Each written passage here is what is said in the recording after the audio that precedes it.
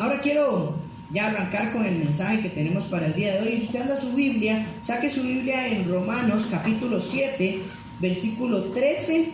Vamos a leer del versículo 13 al versículo 25. Entonces usted tiene su Biblia en su celular o la tiene en físico, sáquela en este momento porque vamos a estar leyendo esto. Y vamos a hablar un poquito.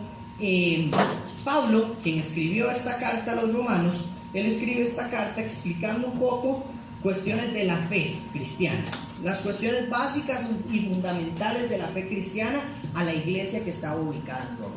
Entonces van a ver que es muy importante porque ya vamos por el capítulo 7 y nosotros tenemos la práctica de ir capítulo a capítulo estudiando la Biblia y ya vamos por una parte en donde Pablo lo que hace aquí es dar principios y consejos para aquellos que luchamos con el pecado constantemente o que caemos en pecado o que nos cuesta o que estamos en una lucha constante por hacer las cosas bien. Entonces Pablo nos va a dar en el capítulo 6, capítulo 7 y capítulo 8 consejos prácticos para que podamos mantenernos firmes, para que podamos estar bien, para que podamos luchar bien y seguir adelante. Entonces quiero que preste muchísima atención a cada uno de los principios que enseña Pablo y que recuerde algo que siempre lo decimos acá.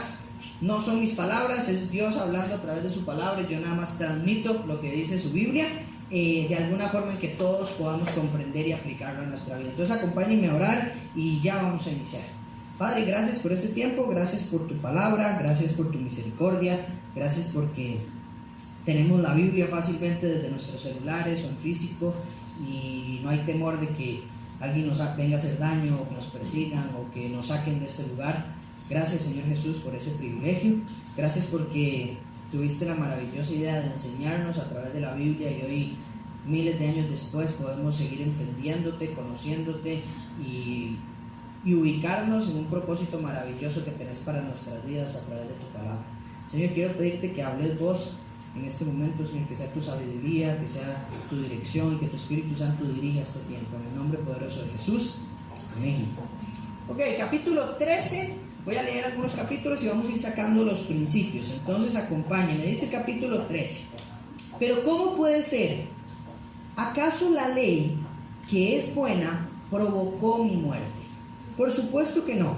El pecado usó lo que era bueno a fin de lograr mi condena de muerte. Por eso podemos ver qué terrible es el pecado. Se vale de los buenos mandatos de Dios para lograr sus fines malvados. Okay, este es el primer versículo. Y Pablo aquí lo que está hablando, vuelve a hablar de la ley. Y hemos estado hablando constantemente de la ley en los últimos pasajes.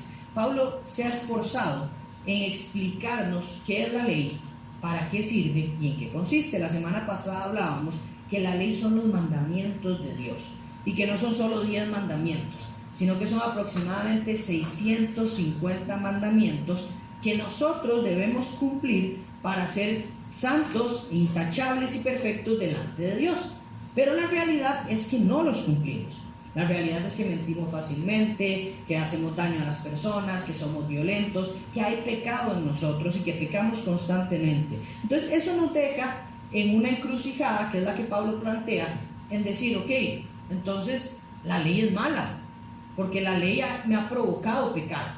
La ley me ha provocado pecar porque yo no pecaba hasta que sabía que eso era ley. Por ejemplo, yo no codiciaba, decía Pablo en el capítulo anterior, hasta que me di cuenta que la ley decía no codicies, y yo empecé a codiciar.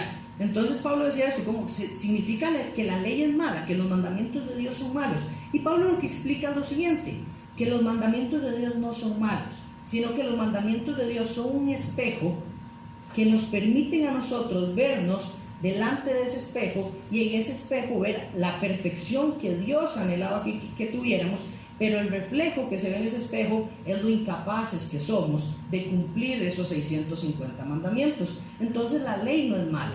La ley Dios la creó con un propósito de bendición y prosperidad para su pueblo, pero cuando no la cumplimos, el plan de Dios se transforma en que la ley nos permita a nosotros decir cuán mal estoy y cuánto necesito de un Salvador. Y ese Salvador es Jesucristo. Entonces eso es lo que dice Pablo. La ley es un espejo. Recuerden que la ley es un espejo que me permite verme claramente y decir, ese soy yo. Soy un pobre pecador que cae, que ha caído constantemente y que necesita un Salvador, porque por sí solo no se puede salvar. Entonces, eso es lo primero que está diciendo Pablo. Y vean aquí lo que dice: ¿será que la ley provocó mi muerte? Y dice Pablo: el pecado usó lo que era bueno a fin de lograr mi condena de muerte. ¿Qué es lo que está diciendo Pablo acá? Que el pecado utilizó lo bueno para hacernos caer. Y usted dice: ¿cómo es eso? Y le quiero contar esto con varias historias bíblicas y tal vez con algunos ejemplos en los que usted se pueda ver asociado. Recuerda, o tal vez no recuerda, pero la historia de Adán y Eva. Dios da todo lo bueno, y lo explicamos hace unos 15 días, da cosas muy buenas, y dice: todo lo que tienen es muy bueno, esto es bueno, los cielos y las estrellas son buenas, ustedes son muy buena creación, son la maravilla de la creación, pero nada más no consuman del árbol del conocimiento del bien y el mal. Entonces ahí pone una regla para que nosotros pudiéramos escoger si queríamos amar a Dios o si no lo queríamos amar, porque Él no quería que fuéramos títeres, y no quiere que seamos títeres, sino que nos da la opción de elegir si queremos amar a Dios o no lo queremos amar. Y entonces en esta escena, ¿qué es lo que pasa? Que aparece una serpiente a tentar a Adán y Eva, Satanás a tentar a Adán y Eva, y les presenta otra realidad, les presenta otra supuesta verdad que en realidad es una mentira, y convierte lo bueno de Dios en algo malo. Convierte lo bueno de Dios, que había dicho que le había dado todo lo bueno, que les había dado el mejor lugar en donde estar, y lo convierte en algo malo con un juego de palabras en donde dice: no es cierto lo que Dios dice, no es cierto que van a morir. Entonces transforma lo bueno en algo malo. Y eso es lo que está diciendo Pablo acá: el pecado transforma lo bueno en cosas malas que terminan en nuestra condenación. Por ejemplo, Abraham es un hombre que tiene más de 75 años y no puede tener hijos, y Dios le dice que vas a tener hijos, vas a tener una descendencia enorme como las estrellas del firmamento. Imagínese usted a los 75 años que el Señor se le aparezca y le diga a usted que va a tener hijos, y usted dice: no, o sea, mi esposa es estéril, toda la vida no hemos podido tener hijos, ¿cómo ahora después de los 75 años? Eso es imposible, ya a mí no me sirve nada, decía Abraham, ¿verdad? Entonces, ¿cómo eso va a pasar? Y la cuestión es que Dios le da una promesa a Abraham, y esta promesa, que era buena, curiosamente se convierte en maldición. Y uno dice: ¿por qué?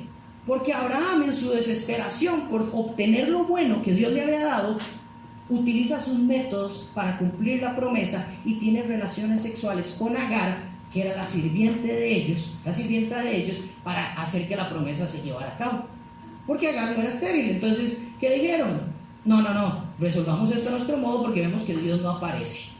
Entonces resolvámonos nuestras fuerzas, tengamos un hijo, y ya vamos a tener la descendencia que Dios nos prometió. Pero eso estaba mal, eso fue pecado. ¿Y qué es lo que pasó ahí? Abraham y Sara convirtieron la buena promesa de Dios en algo malo por el pecado que habían hecho, por querer ser independientes de Dios. Otra historia: José y sus hermanos. José, un hombre extraordinario, hijo de Jacob, y tiene un montón de hijos, y la cuestión es que José era el favorito, pero Dios había puesto cosas maravillosas en la vida de José.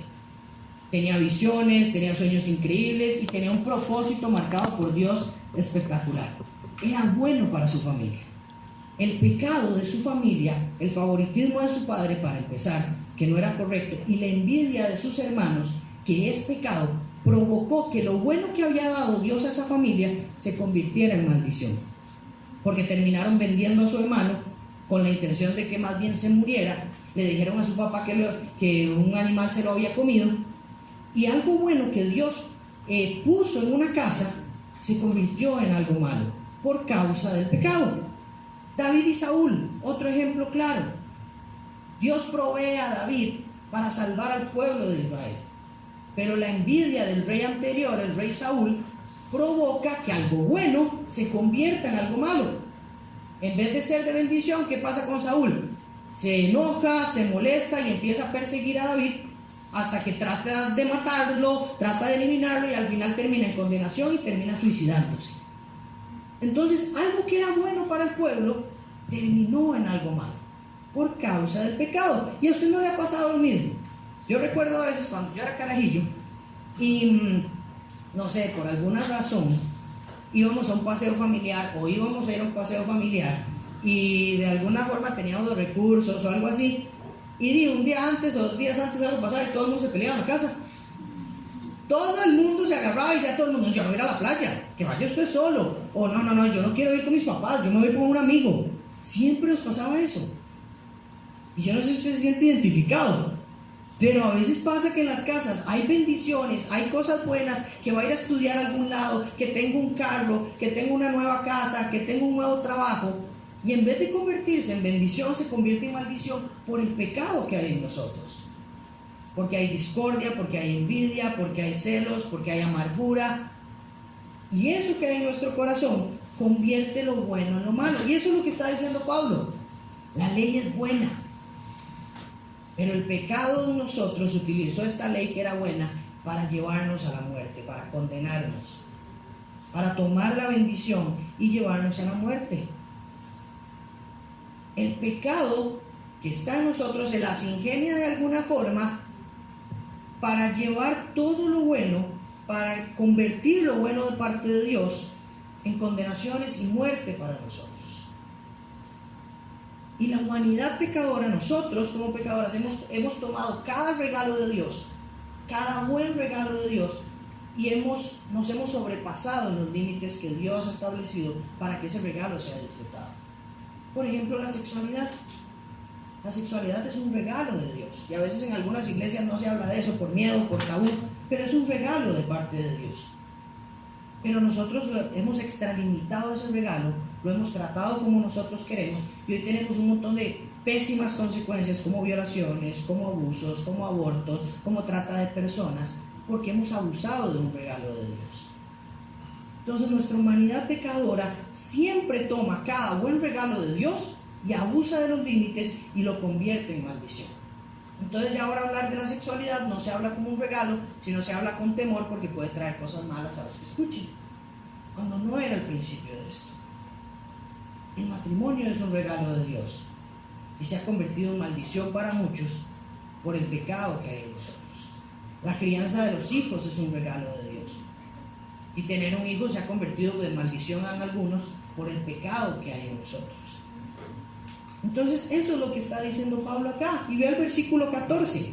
Por lo tanto, ahí está la respuesta. El problema no es con la ley, porque la ley es buena y espiritual. El problema está en mí, porque soy demasiado humano y soy un esclavo del pecado. Realmente no me entiendo a mí mismo, porque quiero hacer lo que es correcto, pero no lo hago. En cambio, hago lo que odio. Pero si yo sé que lo que hago está mal, eso demuestra que estoy de acuerdo con que la ley es buena. Entonces no soy yo el que hace lo que está mal, sino el pecado que vive en mí. Yo sé que en mí, es decir, en mi naturaleza pecaminosa, no existe nada bueno. ¿Qué hacer? Quiero hacer lo que es correcto, pero no puedo.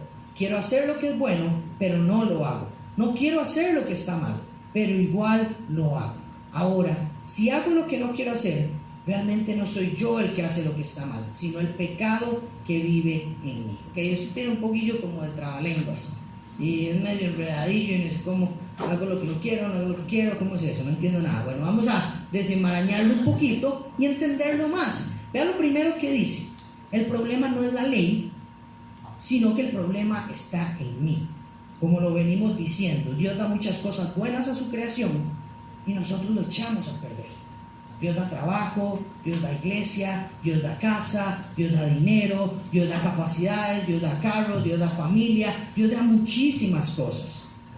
Dios da tiempo y nosotros hemos sido los que lo hemos administrado mal. Dios dice, el amor al dinero es el problema. Nunca dice el dinero es el problema. El amor al dinero es el problema. Y pongo un ejemplo. Yo puedo usar esta guitarra o este atril para algo bueno, o lo puedo utilizar para algo malo. Y este atril fue diseñado para algo bueno, pero si yo me enojo, yo puedo agarrar este atril y darle por la cabeza a alguien y usarlo para algo malo. Pero era para algo bueno. Era para que la gente apoye sus cosas y pueda leer algo mientras explica otra cosa, o para que músicos hagan maravillas. Para eso fue diseñado. Pero yo puedo utilizar algo que fue hecho para algo bueno, para hacer algo pésimo, como golpear a una persona. Y eso es lo que hemos hecho con los regalos de Dios. Hemos utilizado la iglesia, que era buena, para cosas malas. Hemos utilizado el trabajo, que era bueno, que era de bendición, para que tome el primer lugar de nuestra vida y que le quite lugar a la familia, que le quite lugar a la esposa, que le quite lugar a los hijos. Hemos utilizado un carro, que es una provisión de Dios, que es algo bueno, para cosas malas. Hemos utilizado nuestros dones, nuestros talentos maravillosos, para cosas malas. Yo a veces digo, la gente mala que hay en el mundo es increíblemente inteligente. Si utilizaran esos dones para cosas buenas, serían unos monstruos, serían increíbles. Porque tienen una capacidad, un ingenio, pero lo usan para cosas que no son correctas. Dios ha dado cosas muy buenas. Entonces, ¿cuál es el problema? No podemos decir, es que el problema es Dios. No, el problema está en nosotros. El problema está en nuestra humanidad caída. ¿Por qué? Porque queremos dos cosas. Queremos una independencia de Dios. Queremos andar por la vida sin Dios, independientes, sin la necesidad, sin estar cerca de Dios, rechazando la visión que Dios tiene para nosotros, y queremos satisfacer nuestra voluntad a cualquier precio. A veces decimos, yo haría lo que sea para llegar a ese lugar. Y eso es satisfacer mi voluntad. Yo haría lo que sea por alcanzar esa suma de dinero que quiero. Yo haría lo que sea por el carro que quiero. Yo haría lo que sea porque mi familia esté bien. Y eso es bueno. Pero es cumplir su voluntad. No necesariamente la voluntad del Padre. Tenemos este problema de independencia de Dios y de querer satisfacer nuestra voluntad a cualquier precio. Aunque eso implique dañar a los demás o desobedecer a Dios.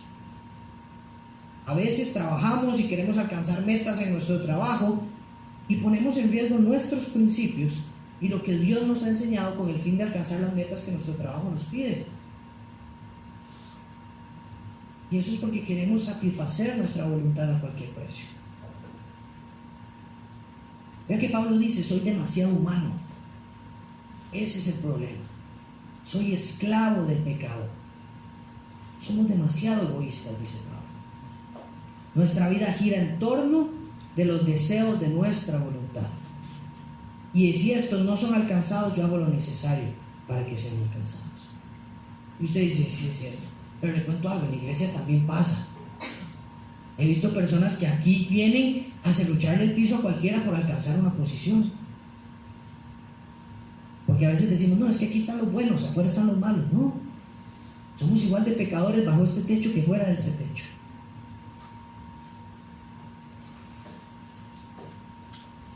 A veces como iglesia tenemos planes totalmente independientes a los planes de Dios, solamente por satisfacer la voluntad de alguien, de un pastor, de un predicador, de un líder, de uno mismo. Y entonces convertimos lo bueno en algo malo. Y no podemos culpar a Satanás por nuestro problema. Porque a veces decimos, uy, es que el diablo está ahí tentándome y yo caigo y no sé qué. Pero las decisiones las tomamos nosotros. Las decisiones las toma usted, las decisiones las tomo yo. Yo decido a quién obedecer. Adán y Eva podían decidir a quién escuchar. Si escuchar a Dios o escuchar a la serpiente. Abraham podía decidir.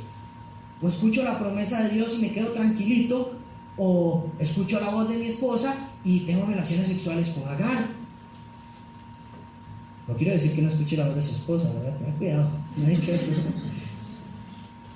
Entonces, no podemos culpar a los demás, no podemos culpar a Satanás, no podemos culpar al pecado. Tenemos que entender que las decisiones las tomamos nosotros y somos responsables de nuestros actos. Y Pablo dice, quiero hacer lo correcto y no lo hago. Y aquí vemos al Pablo tal vez más frustrado de todos. Pablo frustrado, desesperado, sintiéndose desgraciado porque dice, no puede ser. Yo quiero hacer lo correcto y no lo hago. Y yo creo que este Pablo es tan humano y tan genuino en esta carta porque nosotros nos hemos sentido así. Y uno dice, Pablo escribió 13 cartas, ¿cómo va a hacer lo que no quiere? ¿Cómo él va a decir que no está haciendo lo correcto? Pablo, después de Jesús, nosotros lo vemos como lo mejor de lo mejor en la Biblia. Y vea lo que está diciendo. Se siente desgraciado en este momento porque dice, no hago lo que es correcto. Y eso somos nosotros. Y a mí me pasa. ¿Qué quiero hacer yo? Yo quiero hacer mi devocional todos los días. Yo quiero hacer mi estudio bíblico con mi esposa. Yo quiero profundizar más. Yo quiero estudiar más. Yo quiero leer más. Eso es lo que yo quiero hacer. ¿Pero qué termino haciendo? Jugando Play, viendo Netflix o viendo el partido del fin de semana. Sí, genuinamente se los digo. Yo quiero hacer lo correcto, quiero sacar más tiempo para mi crecimiento y termino haciendo otras cosas. Entonces, ¿cómo me siento? Me siento incómodo, me siento lleno de culpa, me siento desgraciado y digan, hombre, soy un desastre. Y la realidad es que si yo hiciera mi devocional, porque me pasa cuando lo hago, cuando estudio con mi esposa, cuando leo más, cuando estudio más, cuando me concentro en las cosas del Señor, ¿cómo me siento? Me siento libre, me siento pleno, me siento en paz. Pero ¿qué pasa cuando me quedo dormido? Al día siguiente, ¿cómo me levanto? Digo, otra vez yo. Dios, ayúdame, por favor. Me siento culpable, me siento frustrado, me siento enojado. Y esa es una condena que tiene todo cristiano, que no puede pecar en paz, que no puede disfrutar el pecado. Yo cuando he pecado ando de humor, que seguro para mi esposa es evidente. No es como que ando en mi periodo, sino usted pecó, ¿verdad? Oye, me pongo de mal humor. Paso todo el día de mal humor.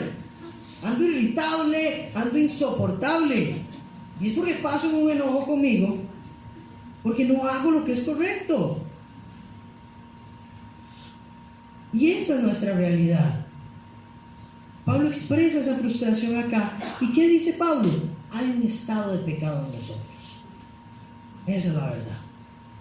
Cuando nacimos con un estado de pecado que heredamos por un hombre, por el pecado de Adán. Por el pecado de él heredamos nuestra naturaleza pecaminosa y nacemos con el pecado. Y siempre busca la forma de hacernos llevar al mal. Siempre busca y encuentra la forma de que hagamos lo que no es correcto. Esa es nuestra realidad. Esa es nuestra desgracia. Es una lucha continua para vencer el pecado. Y por eso Pablo dice que esté firme, no se relaje, porque la lucha es de todos los días. La lucha es de todos los días hasta que ya no estemos en esta carnita. Todos los días es la lucha. Y Pablo lo que dice aquí es, en nuestras fuerzas fallamos. En nuestras fuerzas vamos a fallar. Pero la lucha se puede llevar con el Padre. La lucha se puede llevar con Jesucristo. La lucha se puede llevar con el Espíritu Santo. Y esa es nuestra esperanza. Vea lo que dice el versículo 21 en adelante. He descubierto el siguiente principio de vida, que cuando quiero hacer lo que es correcto, no puedo evitar hacer lo que está mal. Amo la ley de Dios con todo mi corazón, pero hay otro poder dentro de mí que está en guerra con mi mente. Ese poder me esclaviza al pecado que todavía está dentro de mí. Soy un pobre desgraciado. ¿Quién me libertará de esta vida dominada por el pecado y la muerte? Y ve al 25. Gracias a Dios, la respuesta está en Jesucristo nuestro Señor. Así que ya ven, en mi mente de verdad quiero obedecer la ley de Dios, pero a causa de mi naturaleza pecaminosa soy esclavo del pecado. ¿Qué hace Pablo aquí? Poner en palabras lo que nosotros sentimos. Decir, odio el pecado, no me siento bien con el pecado, estoy en guerra con el pecado. Y esa es la clave. Un cristiano no es perfecto, pero un cristiano sí odia el pecado. Un verdadero cristiano odia el pecado. Cuando cae anda infeliz y se siente infeliz de haber caído. Si usted cae en pecado y no siente ni la mínima molestia, ni la mínima culpa, ni el mínimo arrepentimiento, preocúpese. Preocúpese. Porque un cristiano odia el pecado, aunque caiga en él. Y entonces Pablo refleja esto. Un verdadero cristiano odia el pecado y en su corazón hay un conflicto con el pecado. No abraza el pecado. Y Pablo hace 3 preguntas claves. ¿Quién me libertará? ¿Cuándo acabará esta lucha? ¿Cuál es mi esperanza? Y son las preguntas que hacemos nosotros. Dios, ¿cuándo será el día que yo lo haga bien? ¿Cuándo será el día que yo no sea tan cabezón? ¿Cuándo será el día que no me quede dormido? ¿Cuándo será el día que yo obedezca? Esa es la realidad. ¿Cuándo acabará esta lucha? Y ve al versículo 25. Es de los versículos más maravillosos en todas las cartas de Pablo. Gracias a Dios, la respuesta es Jesucristo. Wow. 3 preguntas y él dice, la respuesta es Jesucristo. La batalla ya fue ganada, iglesia. Eso es lo más lindo. Ya fue ganada por Cristo y nos ha dado el Espíritu Santo para que todos los días derrotemos al pecado, para que luchemos contra el pecado. Nos comisionó como unos guerreros, como unos soldados, pero también nos equipó como a guerreros y a soldados. Y lo más lindo de esta batalla es que es como cuando usted ve un partido repetido. Yo no sé, ustedes, algunos conocen aquí a mi abuelo, pero mi abuelo nunca ve partidos en vivo. Bueno, ahora un poquito más. Pero antes no veía partidos en vivo. Él es heredianitico. Él es heredianísimo. Pero así a muerte. Yo no he visto un aficionado tan herediano como mi abuelo. Uno llega al cuarto y tiene así banderas, muñequitos, bolitas, todo. Pero mi abuelo tiene un tema. Él no ve partidos en vivo porque se pone tenso. Se estresa, se pone ansioso, se pone loco. Entonces, ¿qué hace mi abuelo? Siempre los graba. Y si gana, ve el partido.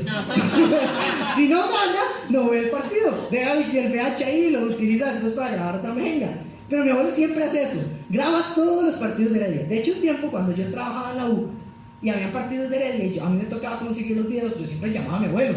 Porque él tenía todos los partidos de Heredia. Entonces me decía el entrenador, Andrés, necesito el partido de Heredia contra tal equipo. Yo se lo consigo, tranquilo. Iba donde mi abuelo a buscar en todos los cassettes a que me diera el video del partido que necesitaba, porque los tenía todos. Entonces es buenísimo, porque él hace lo que nosotros deberíamos hacer. La batalla ya está ganada, es el partido ganado. Es sentarse a ver la repetición de un partido en el que usted, por más que diga, hombre, vamos perdiendo 5-0 en el primer tiempo, yo ya sé que ganamos. Yo ya sé que vamos a ganar al final del partido. Eso es la salvación. Eso es Cristo. No me importa que hoy vaya perdiendo. No me importa que hoy lo que me cueste. Mi esperanza está que al final del partido ya sé quién ganó. Amén. Y se llama Jesucristo. Amén. La batalla ya está ganada. La batalla ya está ganada. Y eso es lo más rico. Por eso él dice, gracias a Dios, que la respuesta es Jesucristo. Porque en nosotros no hay nada bueno para salvarnos. Y Efesios capítulo 11 nos da consejos súper prácticos para que utilicemos lo que Dios nos ha dado para mantenernos equipados. Y tal vez usted lo conoce, y es la armadura de Dios. Y dice Efesios capítulo 6, versículo 11, pónganse toda la armadura de Dios para poder mantenerse firmes contra todas las estrategias del diablo.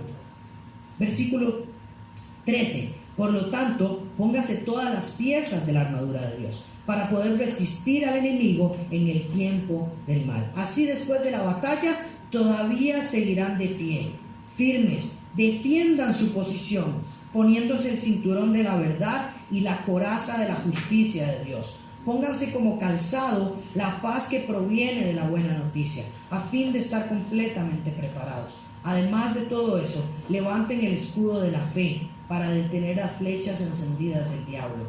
Pónganse la salvación como casco. Tomen la espada del Espíritu, la cual es la palabra de Dios. Oren en el Espíritu en todo momento y en toda ocasión. Manténganse alerta y sean persistentes en sus oraciones por todos los creyentes en todas partes. Equipémonos. La fe es un escudo. La oración es una herramienta. Su palabra es una espada que nos ayuda a luchar. La salvación es el casco que nos protege. Tenemos todo, todo. Él nos ha dado todo. El poder del pecado no debe ser una excusa, porque son enemigos vencidos. Es que Satanás me tentó y Satanás se me mete ahí. Satanás no tiene el poder que ya Cristo venció y que mora en usted por medio del Espíritu Santo. ¿Tiene más poder el Satanás o el Espíritu Santo? El Espíritu de Dios tiene todo el poder porque ya venció. Y ese es el Espíritu que hay en usted. Entonces dejemos de excusarnos de que, es que yo caigo, pobrecito yo, porque Satanás me ataca. No, pobrecito Satanás, porque yo tengo el Espíritu Santo. Eso es el mensaje de hoy. Persistan, resistan. Manténganse firmes, porque Jesucristo ya venció. Si vemos hacia nosotros mismos, no encontramos la salida del pecado. Si buscamos en la ley no nos da la salida del pecado. Nos revela el pecado. Pero la salida del pecado la encontramos en Jesús, quien murió por nosotros, quien resucitó por nosotros y quien volverá por nosotros. Y esa es nuestra esperanza. Él nos da una nueva vida. Y Él se quiere llevar el dolor, la depresión, la tristeza y la angustia y la culpa de nuestro pecado. Y nos quiere traer esperanza, nos quiere traer alegría. Él tiene planes de bienestar para usted y para mí. Él se encarga de las necesidades más profundas de nuestro corazón. Y una necesidad profunda es la de: no quiero volver a caer, no quiero volver a lo mismo. Él se encarga de eso. Quiero pedirle a Gabo si puede pasar al frente, y quiero contarle una pequeña historia que tal vez usted ya conozca, y después quiero que cantemos una canción que cantamos al principio. Y esta historia es capítulo 3 del libro de Daniel. Tal vez ya usted la ha escuchado, pero es la historia del rey Nabucodonosor, que levanta una estatua gigante y él quiere que todo el pueblo lo adore. Y en ese momento están Sadrach, Mesach y Abednego, 3 hombres de Dios que se ven comprometidos en esta situación, porque Nabucodonosor los va a poner a inclinarse ante una estatua. Y ellos saben que solo venerarán, solo adorarán y solo se inclinarán ante Dios. Entonces están en un conflicto enorme, y la situación es que ya presentan la estatua y estos 3 hombres no se inclinan. No se inclinan, se mantienen de pie, mantienen su posición, y el rey Nabucodonosor les dice: ¿qué está pasando? O sea, todo el mundo está inclinado porque ustedes no. ¿A quién se creen? Y dice ahí el versículo: es cierto, Sadrach, Mesach y Abednego, que ustedes se rehúsan a servir a mis dioses y a rendir culto a la estatua de oro que he levantado. Les daré una oportunidad más para inclinarse y rendir culto a la estatua que he hecho. Cuando oigan el sonido de los instrumentos musicales. Sin embargo, si se niegan, serán inmediatamente arrojados al horno de fuego, al horno ardiente. Y entonces, ¿qué Dios podrá rescatarlos de mi poder? ¿Qué Dios podrá rescatarlos de mi poder? Sadrach, Mesach y Abednego contestaron: oh Nabucodonosor, no necesitamos defendernos delante de usted. Si nos arrojan al horno ardiente, el Dios a quien servimos es capaz de salvarnos. Él nos rescatará de su poder. Y Mateo 20, versículo 28 dice: pues ni aún el Hijo del Hombre vino para que le sirvan, sino para servir a otros y para dar su vida en rescate de muchos. Sadrach, Mesach y Abednego dijeron: haga lo que tenga que hacer, Yo no me tengo que defender. El Señor vendrá al rescate de nosotros. Y Jesús dice, Mateo, que Jesús vino para dar su vida por el rescate de muchos.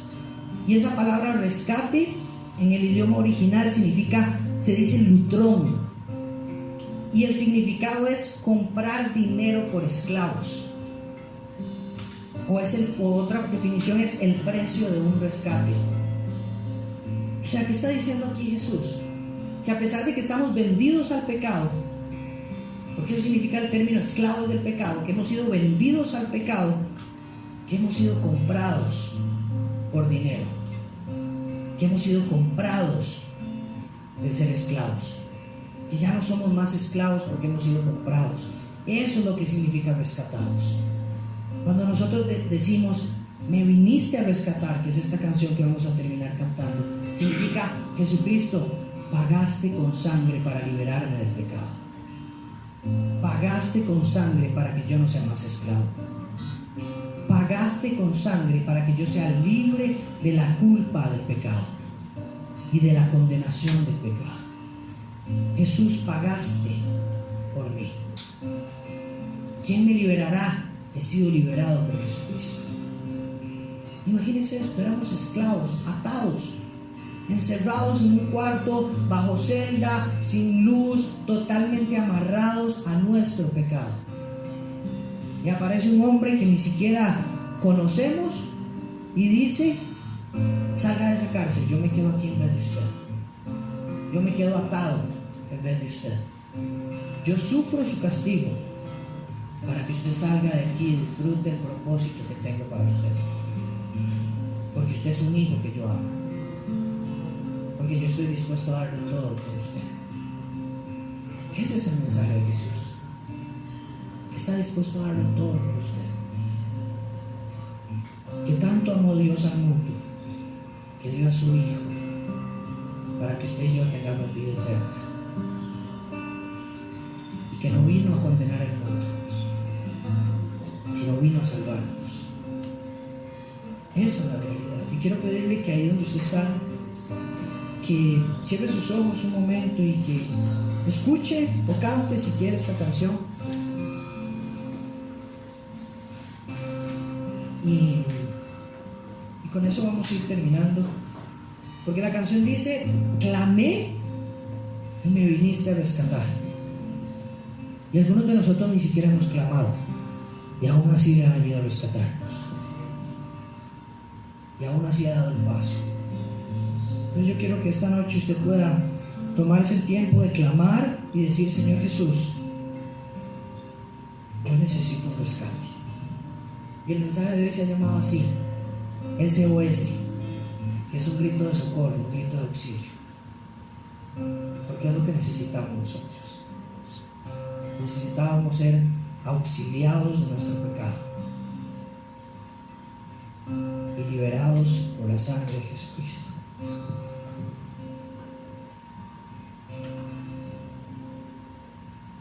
Vengo ante ti postrado, con todo mi ser te quiero ver.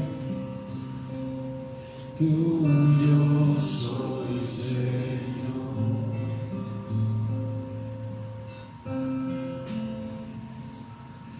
Mi vida pongo en tus manos, Dios de gracia, vengo en humildad, en tu presencia quiero estar.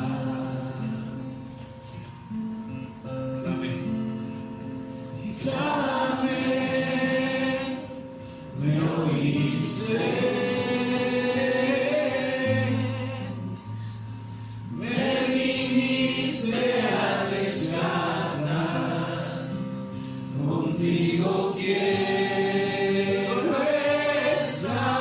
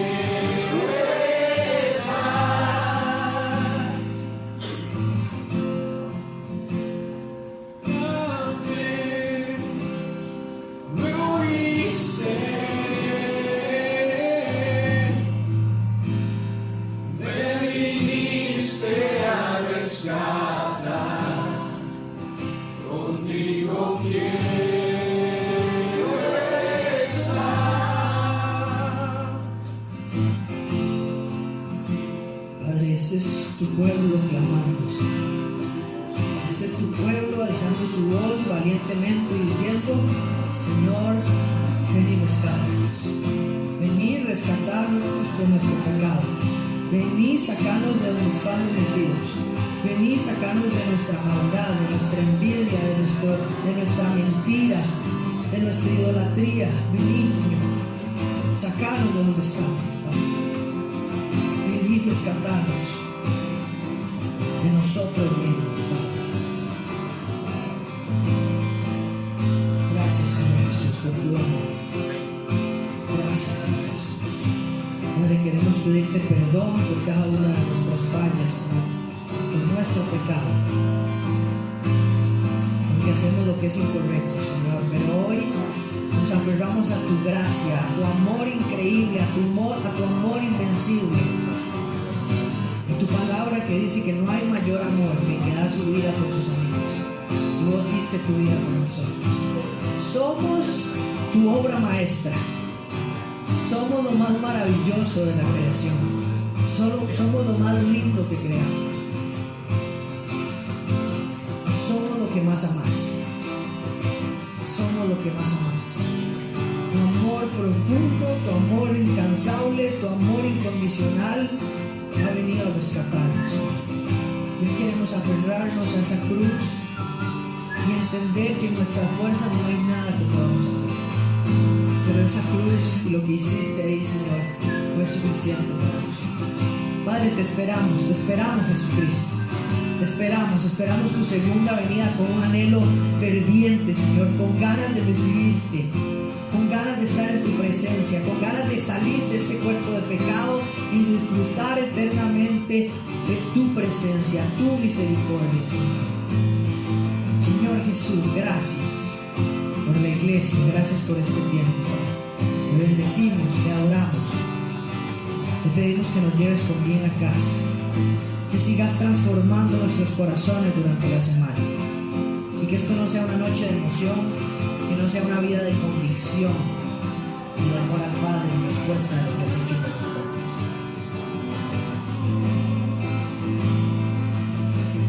Gracias, Señor Jesús, por esta noche. Te amamos, te bendecimos, te ponemos todo en tus manos. En el nombre poderoso de Cristo Jesús decimos amén. Y este aplauso, Señor, es solo para vos, solo para vos.